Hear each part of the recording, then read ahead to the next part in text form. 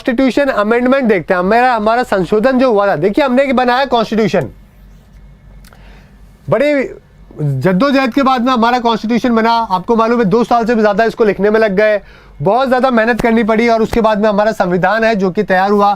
कई सारे देशों से हमने अलग अलग चीज़ें हैं जो कि हमने दुनिया से ली और उसके बाद में हमारा संविधान हमने तैयार किया।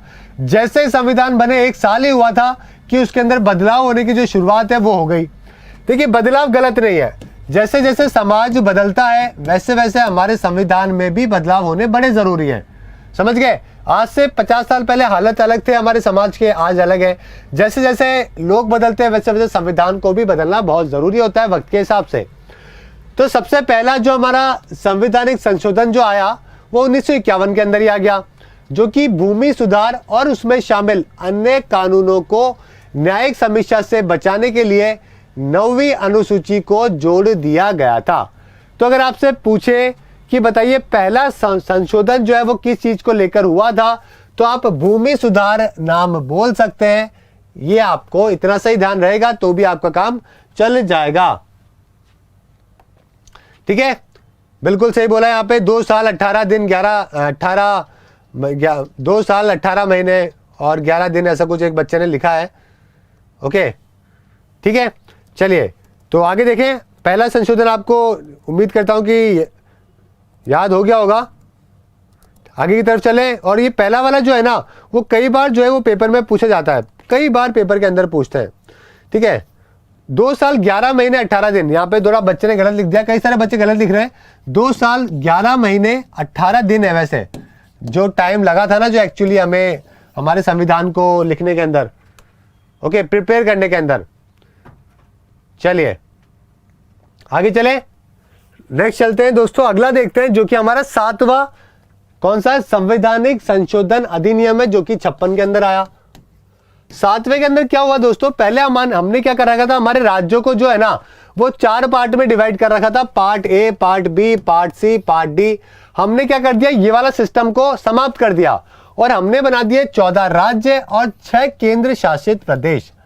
समझ गए? तो ये राज्यों वाला केंद्र शासित प्रदेश वाली बात जो है वो 1956 के अंदर हुई थी। समझ गए मेरी बात? ठीक है, और अभी कितने हो गए, 29 राज्य हो गए, 7 केंद्र शासित प्रदेश हो गए। उस टाइम पे 14 राज्य ही हुआ करते थे। तो ये किसके अंदर हुआ, 7वां संवैधानिक संशोधन के अंदर किया गया। सिंपल सी बात है, कोई भी मुश्किल नहीं है। आपसे पूछे कि हमारा जो वर्गीकरण राज्यों का कब किया गया था, मौजूदा वर्गीकरण, तो भाई ये 7वां संवैधानिक संशोधन में किया गया था। 10वां संवैधानिक संशोधन में 1961 में क्या हुआ, दादर और नागर हवेली को भारतीय संघ में शामिल कर लिया गया। उसके बाद में 14वें में क्या हुआ, पुडुचेरी को शामिल कर लिया गया, जो कि पहले पौंडीचेरी हुआ करता था, अभी पुडुचेरी हो चुका है। तो 10वें में तो दादर नागर और 14वें में क्या हो गया, पुडुचेरी को शामिल कर लिया गया। ठीक है, 21वें की बात करें दोस्तों, तो हमने क्या किया, 15वीं भाषा जो है उसको सिंधी को शामिल कर लिया। कौन सी, 8वीं अनुसूची के अंदर।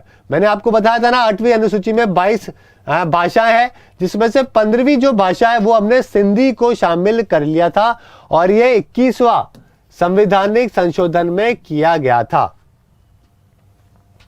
ठीक है, 24वां बहुत ही इंपॉर्टेंट है, 24वें में क्या हुआ दोस्तों, 1971 में हमारे संविधान को बदलने की जो शक्ति है ना वो किसको, पार्लियामेंट को दी गई, कि पार्लियामेंट किसी भी चीज को बदल सकता है चाहे वो आपके मौलिक अधिकार ही क्यों ना हो। बाद में सुप्रीम कोर्ट ने बोला था कि भाई आप ठीक है जो मर्जी चाहे आप बदल लो, लेकिन हमारे संविधान का जो बेसिक स्ट्रक्चर होता है, जो बुनियादी चीजें होती है, उसको आप कभी भी छेड़खानी उसकी नहीं कर सकते हो। जैसे कि मौलिक अधिकार, हमारे जो कोर्ट होते हैं उनकी पावर, इनमें आप बदलाव नहीं कर सकते हो। तो ये जो पावर मिली थी पार्लियामेंट को संविधान में कुछ भी बदलने को लेकर, ये 24वें संवैधानिक संशोधन के द्वारा दी गई थी। समझ गए मेरी बात? तो ये बात आपको यहां पे ध्यान में रखनी है। ठीक है, मेरे साथ साथ लिखते चलो कि कौन सा संवैधानिक संशोधन है और उसके अंदर क्या है, भले शॉर्ट में लिख लो। समझ गए मेरी बात? शॉर्ट में, जैसे कि आपने लिखा 24वां अमेंडमेंट लिख लिया, आगे लिख लिया पार्लियामेंट, तो आपको याद आ जाएगा कि भाई पार्लियामेंट ने क्या है, उसको पावर मिली थी। थोड़ा सा मुश्किल है ये चैप्टर याद करने के अंदर, थोड़ा सा दिक्कत आएगी, आपको 2-3 बार इसको पढ़ना पड़ेगा क्योंकि कई सारे संशोधन है और संशोधन अभी कितने हो चुके हैं, 103 संशोधन हो चुके हैं। ठीक है, लेकिन मैं आपको 103 याद नहीं कराऊंगा, मैं आपको मुश्किल से 10 से 15 ही याद करवाऊंगा। 10 से 15 के अंदर आपके पेपर में इससे बाहर नहीं आएगा। समझ गए। आगे बात करते हैं 24 के बाद कौन सा, 25वें के बारे में। 25वें की बात करें तो क्या हुआ, हमारी जो फंडामेंटल राइट था प्रॉपर्टी का, उसको क्या कर दिया गया, कैंसिल कर दिया गया। ठीक है, प्रॉपर्टी क्या हुआ करता था, पहले आपका खुद का अधिकार हुआ करता था, अभी क्या है, आपको 99 साल के लिए सरकार है जो कि प्रॉपर्टी देती है। ठीक है, तो ये 25वें के अंदर किया गया था 1971 में।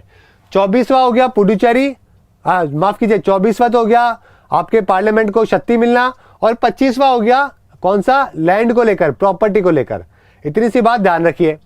उसके बाद में 36वें के ऊपर आ जाओ। 36वें में क्या हुआ दोस्तों, 1986 में सिक्किम जो है ना, वो भारतीय संघ का पूर्ण राज्य जो है उसको बना दिया गया। समझ गए। उसके बाद 36वें के बाद आता है 42, जिसको हम क्या बोलते हैं, मिनी संविधान भी कहते हैं। मिनी संविधान क्यों कहते हैं, क्योंकि बहुत सारे बदलाव है जो कि इसके अंदर करे गए थे स्वर्ण सिंह कमेटी की सिफारिशों के बाद में। समझ गए। तो इतनी सी बात ध्यान रखिए, पेपर में डायरेक्टली पूछते हैं मिनी संविधान किसको कहते हैं, तो ये 1976 के अंदर 42वां संशोधन हुआ था, उसको कहते हैं स्वर्ण सिंह कमेटी के द्वारा रिकमेंडेशन जो है वो दी गई थी। समझ गए बात को, बड़ी महत्वपूर्ण है 42 अमेंडमेंट एक्ट। आगे चलते हैं 44वां संशोधन, जिसमें क्या कर दिया गया दोस्तों, संपत्ति के अधिकार को मौलिक अधिकारों की सूची से हटा दिया गया था। पहले तो नॉर्मल हटाया था, और उसको मौलिक अधिकारों में से भी हटा दिया गया। मौलिक अधिकार से हटाने की बात करें तो 44वां आपको यहां पे ध्यान रखना है। ठीक है, उसके बाद आता है 52वां। 52वां के अंदर तो क्या हुआ दोस्तों, दल बदल कानून को लेकर बात हुई।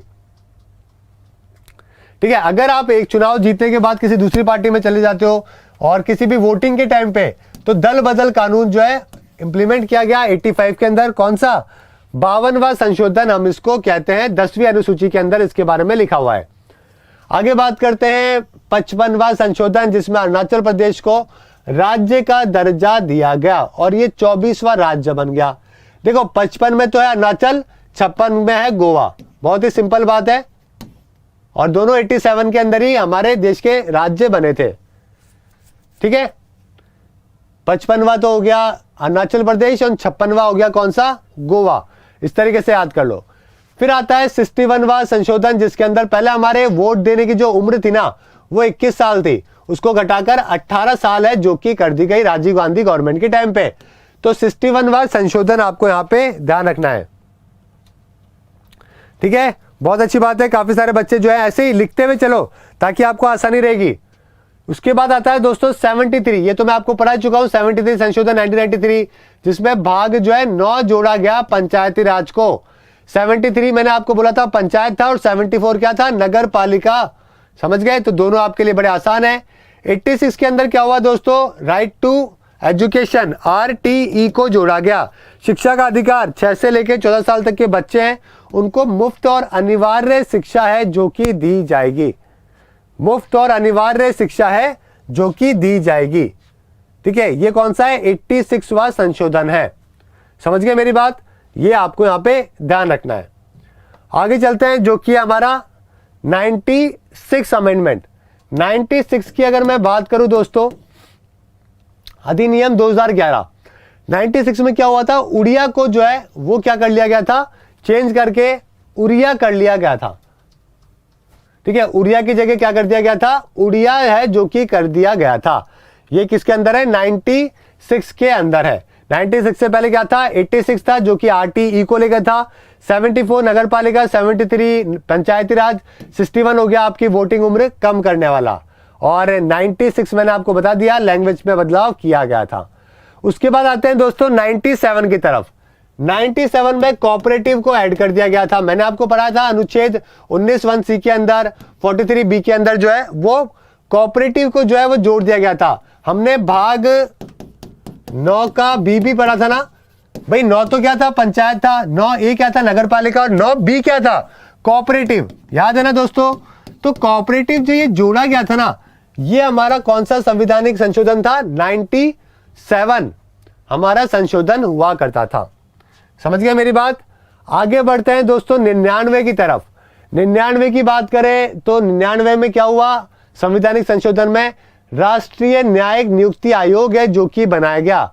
नेशनल जुडिशियल अपॉइंटमेंट कमीशन है जिसको स्टैब्लिश किया गया यूनियन गवर्नमेंट के द्वारा। ओके, ये बात आपको ध्यान रखनी है। National judicial appointment commission NJSC, ये सुप्रीम कोर्ट के जज को अपॉइंट करने के लिए बनाया गया था, लेकिन ये जो है वैलिड नहीं किया गया था। ठीक है, इसको जो है सुप्रीम कोर्ट के अंदर अभी भी इसका मुद्दा चल रहा है। आगे बात करते हैं 100वां संशोधन के बारे में। 100वां संशोधन जो है दोस्तों ये किसको लेकर हुआ, भारत और बांग्लादेश की बॉर्डर को लेकर था। इतनी सी बात ध्यान रखिए, भारत और बांग्लादेश की बॉर्डर को लेकर 100वां संशोधन है जो कि किया गया था। आगे बढ़ते हैं इसी के साथ 101वां संशोधन जो कि 2016 में किया गया। इसमें क्या किया गया, GST को इंप्लीमेंट किया गया। 101 हो गया GST, 102वां हो गया दोस्तों हमारे राष्ट्रीय पिछड़ा वर्ग आयोग को संवैधानिक दर्जा जो है वो दिया गया था। एक्चुअली में पहले क्या हुआ करता था, नेशनल कमीशन हुआ करता था ST का, नेशनल कमीशन SC का, तो बैकवर्ड क्लास के लिए नहीं था। तो नेशनल कमीशन जो बैकवर्ड क्लास है ना, इसको क्या किया दिया, संवैधानिक दर्जा जो है दिया गया 102वां संवैधानिक संशोधन करके। और 303वां आपको मालूम है दोस्तों संवैधानिक संशोधन जो किया गया वो क्या किया, आर्थिक रूप से कमजोर वर्ग के लिए 10% आरक्षण दिया गया। जनरल कैटेगरी के जो बच्चे हैं उनको, इकोनॉमिकली वीकर, उनको 10% जो है रिजर्वेशन दिया गया। ठीक है, बिल कौन सा था, 124वां बिल था। बिल आपके पेपर में नहीं पूछते हैं। संशोधन जो है वो 103वां था, ये आपको यहाँ पे ध्यान रखना है। समझ गए मेरी बात। तो ये सारे संशोधन है जो कि आपके पेपर के अंदर अभी तक हुए हैं। वापस से रिवाइज करवा रहा हूं। अब हम चलेंगे उल्टा, अब हम पीछे से जो है वापस, चलो एक काम करते हैं, शुरुआत से चलते हैं। अब आपको टाइप करते चल रहा है, मैं सबसे पहले आपको बोलूंगा पहला संशोधन और आपको लिखना है कि वो किस चीज को लेके था। समझ गए मेरी बात। जल्दी से रिवीजन करेंगे 5 मिनट के अंदर। अपने पास में 5 मिनट